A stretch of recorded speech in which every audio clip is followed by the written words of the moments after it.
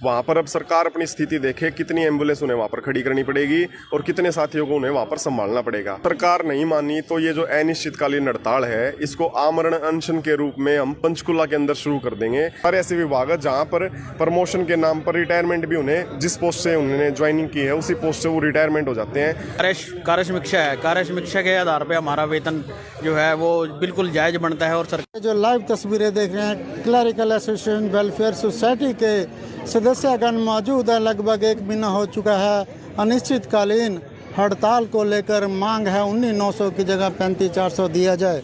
यहाँ पर पहुँचे यमुनानगर ज़िले में प्रदेश के प्रधान विक्रांत तंवर जी, क्या कहते हैं, क्या जोश भर के जा रहे हैं, क्या हुआ मांग का आपकी?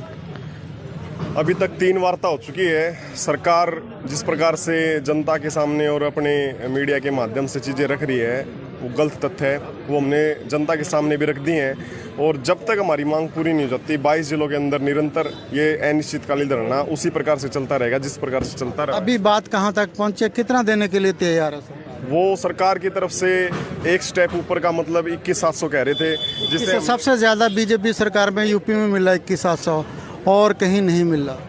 यूपी गवर्नमेंट की आगे की सच्चाई वो पूरी नहीं बता पा रहे कि भाई 2 साल के बाद वहाँ पर क्या मिलता है। हम किसी प्रदेश के साथ तुलना नहीं कर रहे। हरियाणा का कर्मचारी हरियाणा में काम करता है, हरियाणा का रिवेन्यू हरियाणा के अंदर मिलता है और हरियाणा का जो वर्क ऑफ नेचर है क्लर्क का, वो हरियाणा के द्वारा तय होता है कि भाई हरियाणा का क्लर्क हरियाणा के कार्यालय में क्या कार्य करता है। यूपी का क्लर्क यूपी के कार्यालय में क्या काम करता है वो अलग बात है। लेकिन फिर भी मैं आपकी जानकारी के लिए बता देता हूँ कि वहाँ पर प्रोबेशन पीरियड 2 साल के बाद 30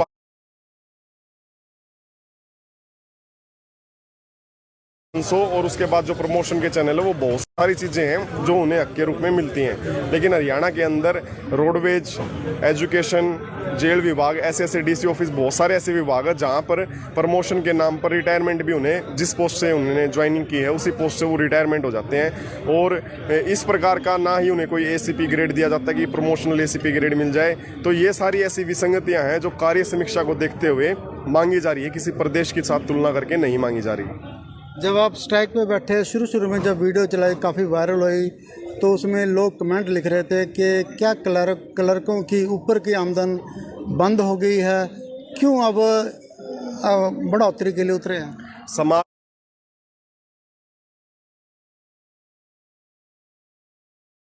में सभी तरह की दोनों चीज़ें होती हैं, नकारात्मक, सकारात्मक। जो लोग लिख रहे हैं उनसे पूछना चाहिए कि उन्होंने कब किस कार्यालय में किस कारण से वो चीज़ें दी। एक उदाहरण मैं आपको बताता हूं कि जिस प्रकार वो आरोप लगा रहे हैं, किसी का जन्म प्रमाण पत्र आपको बनवाना है तो उसके लिए कोई निश्चित समय सीमा होती है कि भाई अधिकारी के सामने आपको वो प्रूव करना पड़ेगा, वो नोटिंग आनी पड़ेगी कि भाई इसका जन्म ही हुआ है। वो चाहता है कि मुझे 5 मिनट में वो जन्म प्रमाण पत्र मिल जाए। जब उसे वो 5 मिनट में किसी का जन्म हो गया, उसके बारे में प्रमाण पत्र हम कैसे दे सकते हैं? हमें उसकी पूरी तहकीकात करनी पड़ती है। एक उदाहरण है आप के समक्ष, अगर वो जन्म प्रमाण पत्र उसे 5 मिनट के अंदर नहीं मिलता, तब उसके द्वारा इस प्रकार के आरोप लगाए जाते हैं कि भाई ये तो क्या है, किसी पैसे की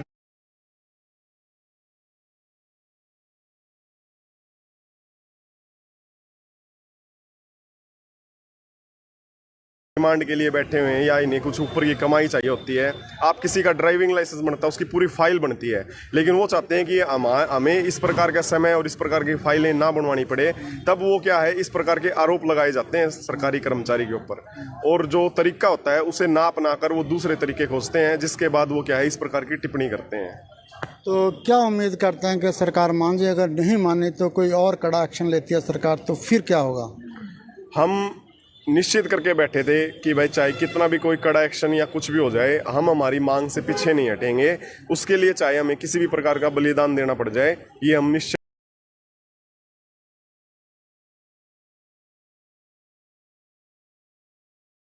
बात के अंदर ही करके बैठे थे सभी साथी। तो अभी तक 5-5 बंदे अनिश्चित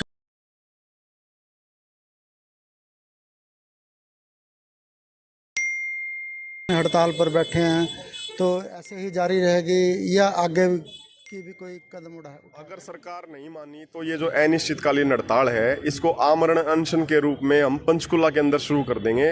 वहां पर अब सरकार अपनी स्थिति देखे, कितनी एम्बुलेंस उन्हें वहां पर खड़ी करनी पड़ेगी और कितने साथियों को उन्हें वहां पर संभालना पड़ेगा। इस प्रकार का स्टेप हम अभी नहीं उठा रहे, लेकिन भविष्य में अगर इस प्रकार की चीजें हुई तो हम इस चीज से पीछे नहीं हटेंगे। तो सभी क्लर्क पंचकुला पहुंचेंगे या सिर्फ वहीं के होंगे? नहीं, पूरे के पूरे 22 जिले के साथी, चाहे उन्हें जेल भरनी पड़ी हो या फिर आमरण अनशन करना पड़ा हो, हम 22 के 22 डिस्ट्रिक्ट एक साथ पहुंचेंगे।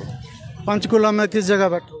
पंचकुला उन्होंने वैसे तो स्थान निर्धारण कर रखा है शिक्षा सदन के पीछे, जहाँ पर जितने भी प्रदर्शन होते हैं वहाँ पर होते हैं, तो वही एक ऐसा स्थान है और बाकी चीज़ें समय के अनुसार देखी जाएंगी।